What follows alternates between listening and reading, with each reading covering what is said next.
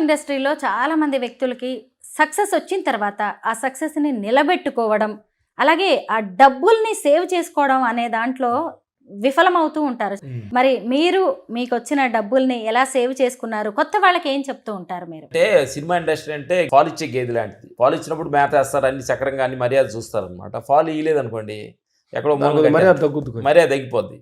అట్లే సినిమా ఇండస్ట్రీలో చూస్తున్న ప్రేక్షక దేవుళ్ళు, టెక్నీషియన్ చాలామంది కూడా పేరు వచ్చినప్పుడే 10 రూపాయలు సేఫ్టీ చేసుకొని ఇళ్ళు కానీ ఆస్తులు కానీ కొనుక్కుంటే కొంచెం సేఫ్టీగా ఉంటారు తప్ప, ఇది నిరంతరమైన జాబ్ కాదు. ఇది మనకి సెంట్రల్ గవర్నమెంట్ జాబ్ కాదు. అయిపోయిన తర్వాత మళ్ళీ మనకి పెన్షన్ వస్తుంది అంటానికి లేదనమాట. మన క్రేజ్ పోయిందంటే సినిమా ఇండస్ట్రీ పక్కన పెట్టేస్తుంది, మళ్ళీ ఎవరు పలకరించరు. ఆ పేరు ప్రతిష్టలు ఉండగానే 10 రూపాయలు డబ్బులు సేవ్ చేసుకోవటం అనేది మాకు తెలిసిన అనుభవం. మహానుభావుడు, గొప్ప నటుడు శోభన్ బాబు గారు ఇచ్చిన ఇండస్ట్రీకి ఇచ్చిన గొప్ప వరం అనమాట. భూమి అనేది చాలా రేరు, ఇవాళ కొంటే రేపటికి 10 అంతలు అవుద్ది అని ఆయన డైలాగ్స్ మేము అప్పుడు వింటుండేవాడిని.